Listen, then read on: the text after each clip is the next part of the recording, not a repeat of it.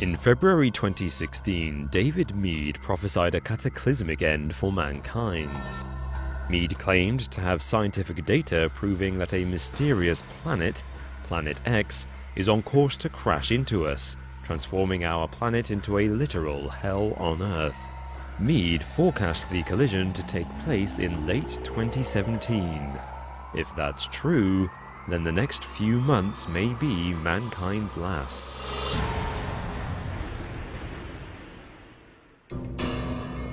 Research scientist and author David Meade believes that Planet X will collide with the Earth in October 2017. Meade claims that the evidence for this is overwhelming. Meade is convinced that the planet will hurtle into the South Pole and destroy all life on Earth. He calls Planet X Nibiru and says it orbits around a second sun in our solar system. The star allegedly has 7 planets and moons orbiting it. Meade says it has not been spotted by scientists yet because of the unusual angle at which it is traveling.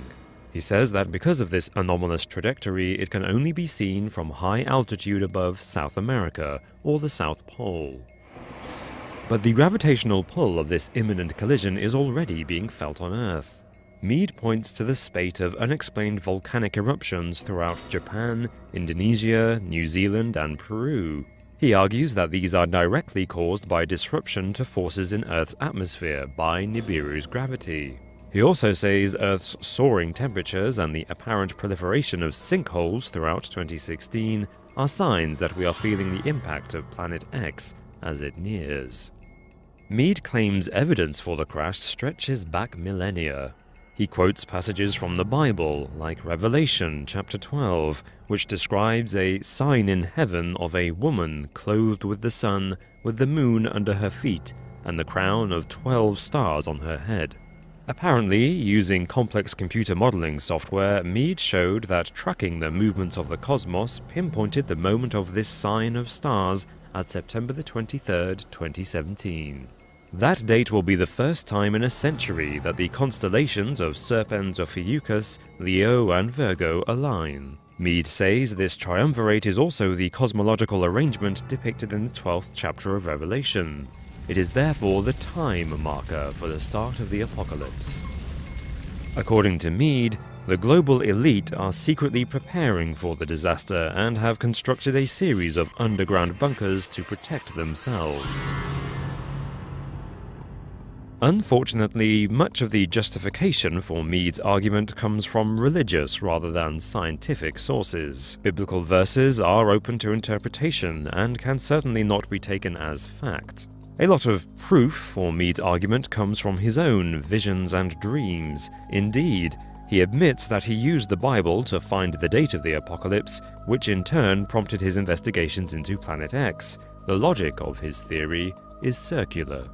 Moreover, scientific bodies refute Meade's claims as outlandish and preposterous. In response to online hysteria over these doomsday predictions, NASA issued a sobering statement. They said, "Stories about wayward planets are an internet hoax. There is no factual basis for these claims. If Planet X were real and headed for an encounter with the Earth, astronomers would have been tracking it for at least the past decade, and it would be visible by now to the naked eye." Meanwhile, the unusual natural phenomena that Meade claims are proof of disrupted atmospheric forces have much simpler and proven earthly causes. The global heat waves that made 2016 the hottest year on record have now been accounted for by climate change accelerated by man-made pollution. The sinkholes are the result of permafrost melting due to global warming, and the volcanic eruptions have the usual scientific explanations. It is also not the first time the hypothetical planet Nibiru has been expected to crash into Earth. Previous forecasts claimed Planet X would destroy us in 2003, 2012, and 2015. Given that each of these predictions failed to come true, the likelihood of Meade being accurate is very low. Nevertheless, it is striking that NASA have just confirmed the existence of a solar system merely 39 light-years away from our own. TRAPPIST-1 consists of a star and 7 planets orbiting around it. Although it is tempting to draw parallels between this newly discovered solar system and Meade's theory, we must remember that 39 light-years is very far away. Meade's apocalyptic vision is frightening to consider. However, his theory lacks the necessary scientific evidence to make it plausible. If Planet X or Nibiru even exists, there's no reason to believe it will destroy Earth. Brown dwarf star. Now, the object, which is clearly Planet X by deductive logic and process of elimination, is therefore now between Mars and Jupiter. It's not in the outer reaches of the solar system. It can clearly be seen, especially from the southern hemisphere. The implications and the side effects of what might happen to us here on Earth is pretty scary. We're going to get into some of that. Now, one of the cool things that David discusses with us here is instead of having to just take his word for it, he gives you coordinates on where you can actually see it for yourself. Mid-2017, he says we're going to see an eclipse with Nibiru. He has been able to take his background and transition it into research on Planet X, and has recently compiled an awesome book with a treasure trove of information. David, how the heck are you? Very good tonight, sir. How are you? I'm doing fantastic. I appreciate you coming on here with us. I know that you had reached out to us a few weeks ago. You've got a really cool book coming up here that's going to break everything down with Nibiru. You know, let's talk about what you do. Well, the way I got into it, I've always believed in following the money. About 5 years ago, I got into some research on the Pentagon black budget. And I don't know if you recall, but you probably do, that the day before 9/11, Don Rumsfeld announced at a Pentagon news conference that the agency was 2.2 trillion short. Money was simply missing, 2.2, not billion, but trillion. So having worked for a period of time at the Pentagon, I realized this was most likely black budget funds. And I did some investigation, and I ran across a couple of areas, basically the deep underground military base research done by Jesse Ventura, done by Phil Schneider, done by other personalities. And I realized, of course, that's likely the source of the lost money. It's black budget ops, and it's being spent.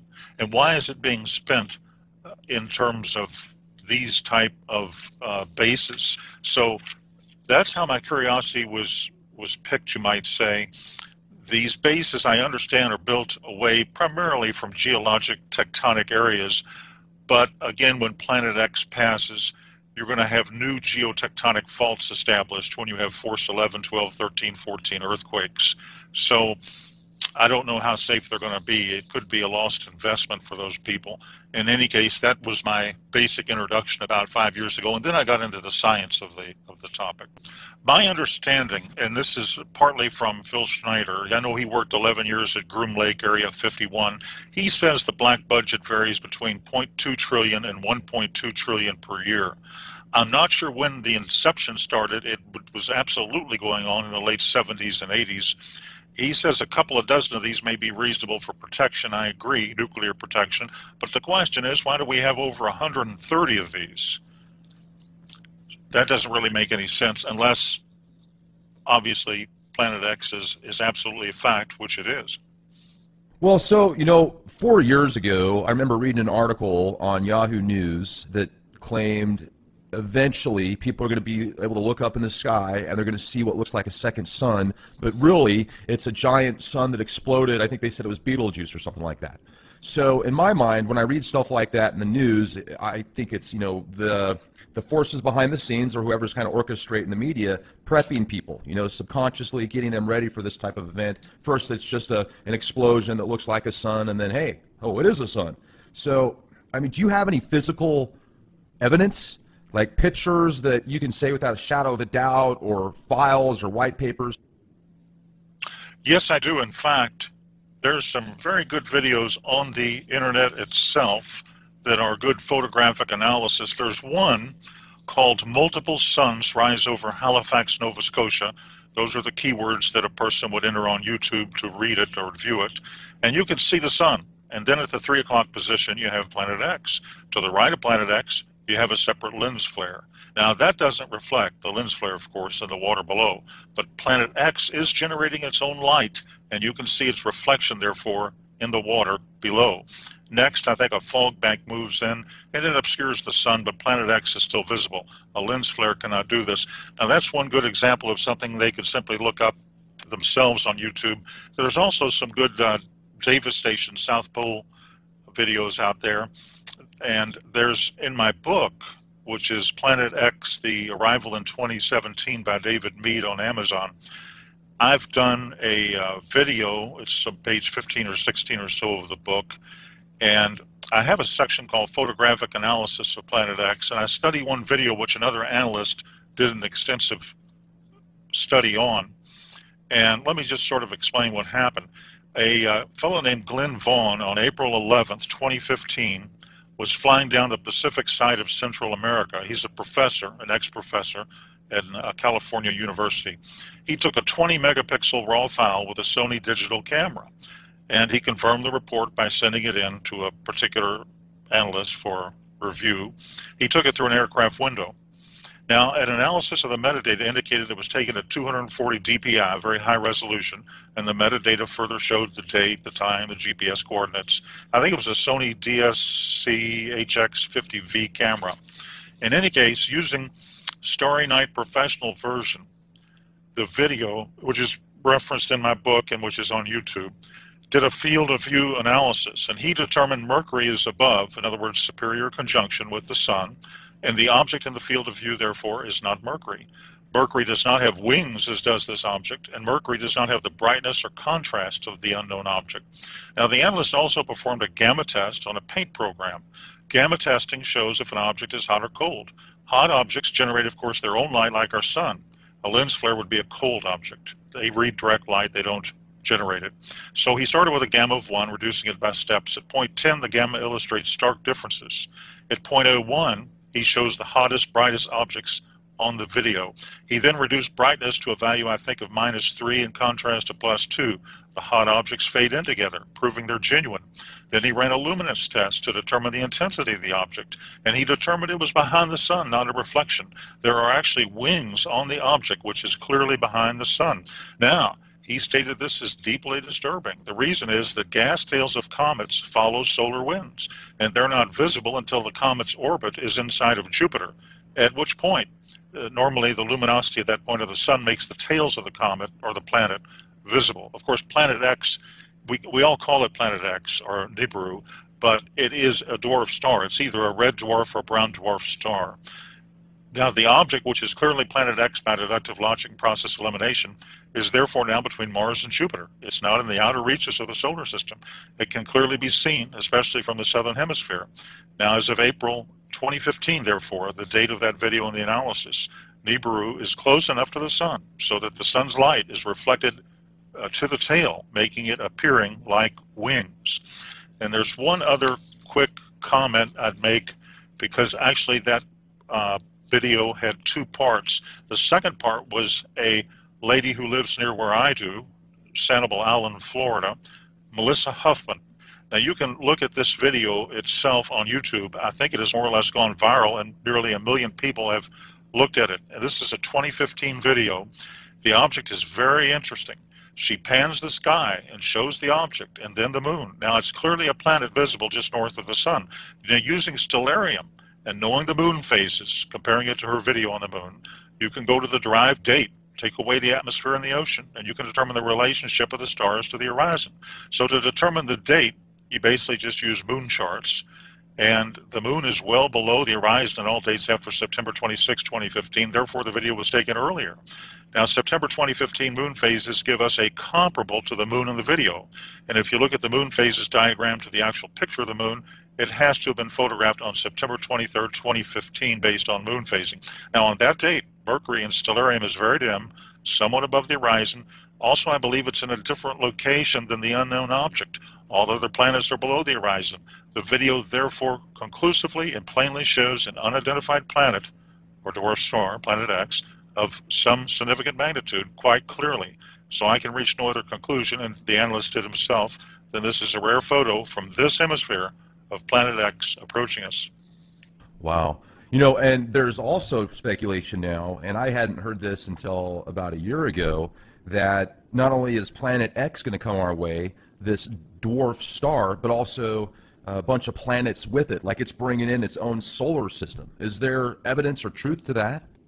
Right. There's a number of videos there. I've seen some real good ones from the South Pole Telescope, and they indicate that there are a variety of moons around this. It's basically, as you say, it's its own solar system. A lot of people don't realize this, but binary, what we've got in our solar system here is obviously a binary twin. 76%, this is a fact, of all stars are binary twins. In fact, 16% are trinary twins.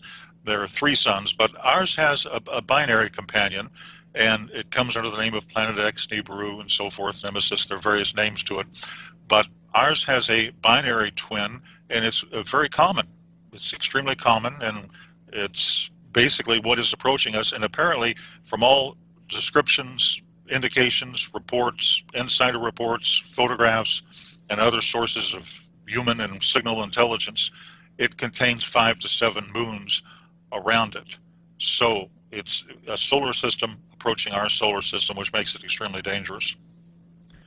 The red dragon of Revelation 12 may well be, and I believe rather obviously is, Planet X, as is referred to in an earlier chapter of Revelation, I think Revelation chapter 8, in a similar manner.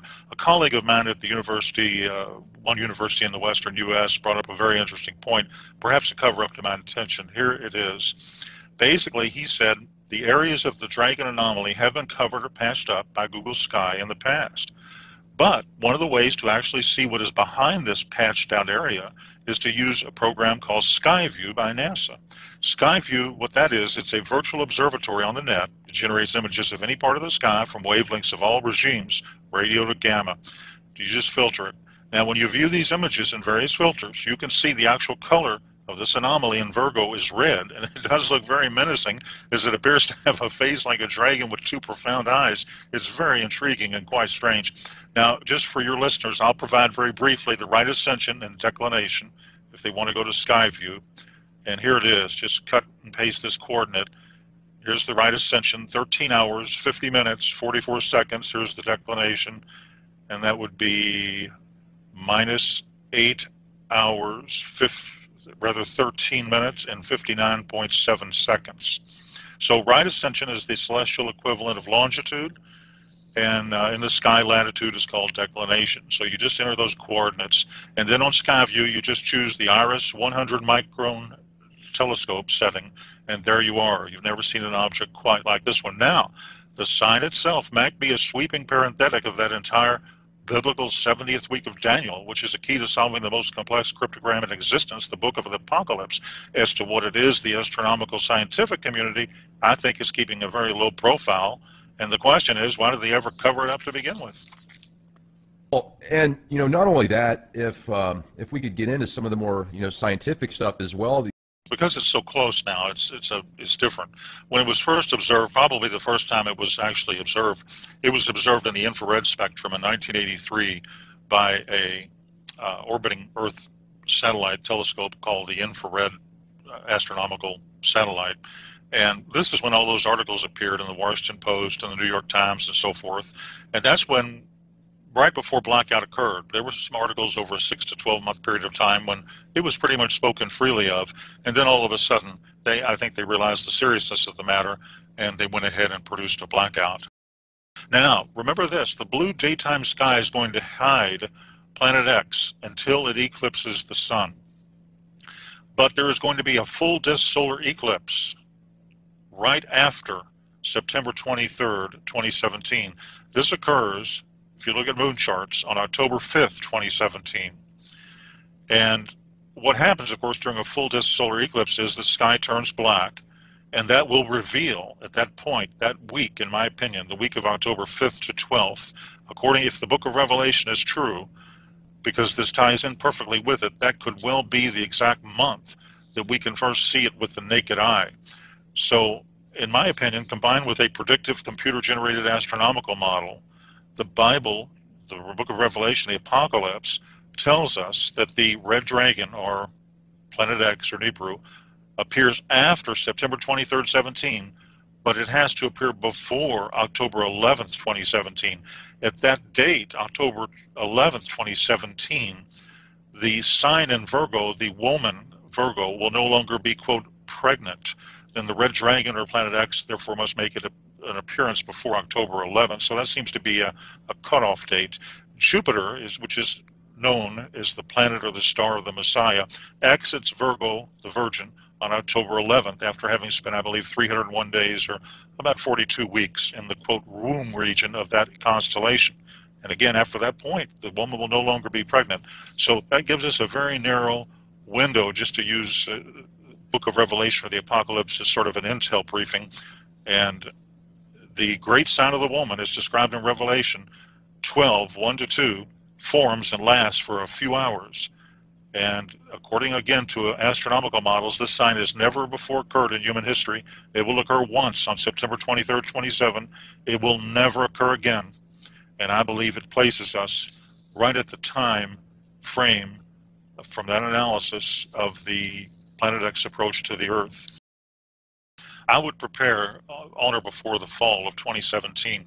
I would conduct emergency preparedness. Of course, you want to be spiritually ready. You want to have a clear conscience and all that, but you need to do physical preparations as well. I think survival gear, emergency food, that sort of thing. And the reason is that, again, all this while, you're going to get increasing levels of disinformation from the mass media until it's actually there. And then they're going to say, whoops, we didn't have any notice, we don't know what happened, and so forth. And they're going to run and hide in what they've already established. But, you know, the public is there and the public has to fend for itself. This global warming, as you've heard, I'm sure, is a cover story. The Earth is heating up from the core outward because of the approach of Planet X. During the 20th century, I think there were 35 volcanic eruptions in a typical year. Now there are more than 35 of these every single day. So basically, when X approaches, that week you see it in the sky, let's say it's October of 2017, you know, for purposes of discussion. At that point, it's not going to actually collide, I don't believe, with the Earth. The Earth is only 8,000 miles in diameter. It may pass 5, 10, 15 million miles away, but it has a very high magnetic attraction. It's going to have a gravitronic effect. It's going to cause the shifting of the Earth's crust. It's going to cause major volcanic activity. It's going to cause tidal waves. And when a pole shift happens, the ocean literally comes up out of its basin. So you're going to have major weather changes, seismic activity, and volcanic eruptions. Probably at that point, Yellowstone, the Yellowstone super caldera, will likely erupt. That could affect up to a third of the United States, cover it with ash. Well, let me jump in here for a second. I'm glad you brought that up because you can clearly tell a difference now with how hot the sun is. I mean, even if you look at the same temperature, you know, 75 degrees now versus 75 degrees 10 years ago, although it's the same temperature, the sun on your skin even, there's just more heat there. If you go to the book of Revelation, the Revelation indicates that the sun is going to be hotter at that time frame. Now, the EMP effect, Planet X has a massive tail. It's fantastically charged. It's magnetic. The tail has moons and rocks in it. Now, this can down aircraft and satellite when it passes. It can affect the electrical grid. Now, of course, NASA, JPL, and the other disinformation sources ignore this data. But here are the facts. The Earth has a nickel and iron core. Now, this generates its magnetic field. However, the magnetosphere has large holes in it. The magnetosphere is a static shield. Now, under routine solar conditions, it protects the Earth from coronal mass ejections. But when Planet X arrives, we're no longer under routine solar conditions. Now, you know that the magnetic poles have been shifting towards Russia at maybe 40 miles an hour a year. But when Planet X arrives, the physical poles will shift. Now, this will create some hyper-earthquakes, tsunamis, and the shifting of land masses. So if you want to look at a few different states, one thing people can do to protect themselves is simply be in the right location when it happens. Now, there's a few states to avoid. And California is highly dangerous. It's composed of rock plates. Now, when rock is compressed, it breaks. And you'll see the crumbling of rock, of course, as its mass goes upwards. Now, the West Coast will have major catastrophic changes, synergistic proportions, tidal waves, high hurricane force winds, earthquakes on the fault lines, volcanic activity over the magma. So it's highly dangerous. And I think the long-term danger is in riding out the shifts.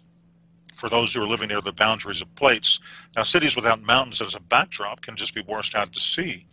You'll have broken gas and water lines. San Francisco, it's on the San Andreas and other fault lines. A lot of the population will be trapped. Water will overflow the city. Survival will be minimal. California is not a good bet. Now, the area around Arizona, on the other hand, the Hoover Dam probably won't survive because of earthquake activity. And you'll have rivers flooding, and areas within rivers should probably be avoided. But you look at Phoenix and some of these main cities. Arizona has withstood many a pole shift. The area around Tucson is safe. Florida is another very dangerous state. Its highest elevation is 105 meters in the Panhandle. And but as for Central and South Florida and the Keys, these parts can be devastated by a tide of water. Colorado, for example, is a safe area. The domestic division of the CIA is relocating to Colorado. That should give viewers many clues right there. And of course, one of the safest parts of the country is the Ozarks, northern Arkansas, southern Missouri, average elevation close to 1,000 feet, self-sufficient water supply, agricultural land. They'll do well. They're also isolated from large metropolitan areas, and they're well enough inland to avoid flooding through, tidal waves. So it's part of the preparation is probably geographic, but I would expect when it hits, when you see this object in the sky, you'll have 1 to 2 days to accumulate all of the emergency food and water you can. I would accumulate at least a 3-month supply. I would highly recommend people educate themselves, understand the whole picture, and probably take action at that point.